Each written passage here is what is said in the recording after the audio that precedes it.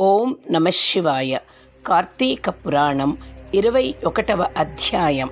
పురంజయుని విజయం. అత్రి మహర్షి ఇంకా ఇలా చెప్పసాగాడు.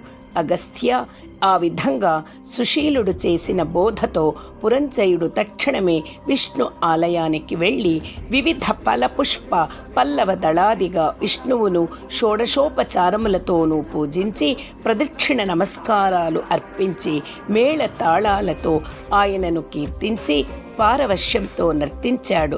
అంతేకాదు, బంగారంతో విష్ణు ప్రతిమను చేయించి దానికి కూడా పూజలు చేశాడు. దీపమాలికలు వెలిగించి అర్పించాడు. ఆ రాత్రంతా అలా విష్ణు సేవలో విలీనుడనే పురంజయుడు మరుసటి రోజు ఉదయమే శేష సైన్య సమేతుడై పునః యుద్ధరంగాన్ని చేరాడు. నగర సరిహద్దులను దాటుతూనే శత్రువులను సమరానికి ఆహ్వానిస్తూ భీషణమైన ధనుష్టంకారాన్ని చేశాడు. ఈ ఠంకారం చెవినబడిన కాంభోజ కురుజాది బలాలు పురంజయుడిని ఎదుర్కొన్నాయి.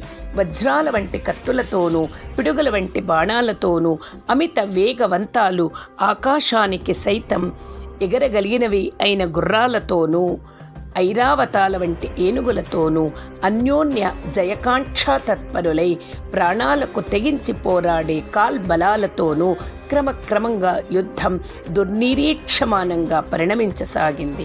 గత రాత్రి పురంజయుడు చేసిన పూజలకు సంతుష్టుడైన గరుడ గమనుడు అతనికి దైవబలాన్ని తోడు చేయడం వలన ఆనాటి యుద్ధంలో శత్రురాజుల శక్తులన్నీ ఉడిగిపోయాయి. కాంభోజుల గుర్రాలు, కురజాదుల ఏనుగులు, వివిధ రాజుల రథబలాలు, వైరికూటం యొక్క పదాతి బలాలు దైవ కృపాప్రాప్తుడైన పురంజయుని ముందు చిత్తుగా ఓడిపోయాయి. పురంజయుడి పరాక్రమానికి గుండెలవసిపోయిన పగవారందరూ ప్రాణభీతితో రణరంగాన్ని వదిలి తమ తమ రాజ్యాలకు పరుగులు తీశారు. అంతటితో విష్ణు అనుగ్రహము వలన విజయాన్ని పొందినవాడై పురంజయుడు అయోధ్య ప్రవేశం చేశాడు. విష్ణువు అనుకూలుడైతే శత్రువు మిత్రుడవుతాడు. విష్ణువు ప్రతికూలుడైతే మిత్రుడే శత్రుడవుతాడు. దేనికైనా దైవ బలమే ప్రధానం. ఆ దైవ బలానికి ధర్మాచరణమే అత్యంత ముఖ్యం. అటువంటి ధర్మాచరణలో ప్రప్రథమమైన కార్తీక వ్రత ధర్మానుష్ఠానముతో ఎవరైతే శ్రీహరిని సేవిస్తారో వారి సమస్త దుఃఖాలు కూడా చిటికల మీదనే చిమిడిపోతాయి. అగత్య, విష్ణు భక్తి సిద్ధించడమే కష్టతరం. అందున కార్తీక వ్రతాచరణ శక్తి కలగడం ఇంకా కష్టతరం. కలియుగములో ఎవరైతే కార్తీక వ్రతము, శ్రీహరి సేవ వదలకుండా చేస్తారో వాళ్ళు శూద్రులైనా సరే వైష్ణవోత్తములుగా పరిగణింపబడతారు. వేద విధులైన బ్రాహ్మణులెప్పటికీ కూడా ఈ హరిసేవ, కార్తీక వ్రతాచరణలు లేని వాళ్ళు కర్మ చండాలులేనని గుర్తించు. ఇక వేదవేత్తై హరిభక్తుడై కార్తీక వ్రతనిష్ఠుడైన వాని యందు సాక్షాత్తు ఆ విష్ణువు నివసిస్తాడని చెప్పబడుతోంది.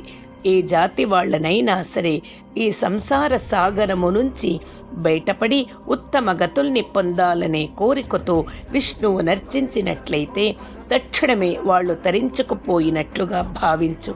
అగస్త్య, స్వతంత్రుడు గాని పరతంత్రుడు గాని హరిపూజాసక్తుడై ఉంటేనే ముక్తి. భక్తులక శ్రీహరి విష్ణువుకు భక్తులు అన్యోన్యరాగబద్ధులై ఉంటారు. భక్తులకు ఇహపరాలు రెండింటినీ అనుగ్రహించి రక్షించగలిగిన ఏకైక దైవం ఆ వాసుదేవుడే. విశ్వమంతటా నిండి ఉన్న ఆ విష్ణువునందు భక్తి ప్రపత్తులున్న వారికి మాత్రమే కార్తీక వ్రతావకాశం చేజిక్కుతుంది.